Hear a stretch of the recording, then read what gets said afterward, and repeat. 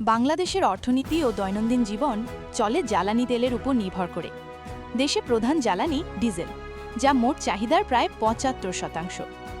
স্বাভাবিক সময়ে দৈনিক চাহিদা: ডিজেল ১২,০০০ টন, পেট্রোল ১,৪০০ টন, অকটেন ১,২০০ থেকে ১,৪০০ টন।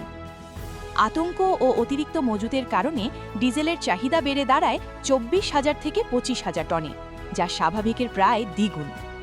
বর্তমানে এই চাহিদা মেটাতে প্রতিদিন জ্বালানি খাতে প্রায় ১৬৭ কোটি টাকা ভর্তুকি দিচ্ছে। বাংলাদেশ প্রায় পুরোপুরি আমদানি নির্ভর। দেশের দৈনিক জ্বালানি চাহিদা মেটাতে প্রধান ভূমিকা রাখে দুটি অঞ্চল: মধ্যপ্রাচ্য ও দক্ষিণ পূর্ব এশিয়া। বাংলাদেশ যত অপরিশোধিত তেল আমদানি করে তার প্রায় পুরোটা আসে সৌদি আরব ও সংযুক্ত আরব আমিরাত থেকে। ডিজেল, পেট্রোল ও অকটেনের বড় অংশ আসে চীন, মালয়েশিয়া, ভারত ও সিঙ্গাপুর থেকে।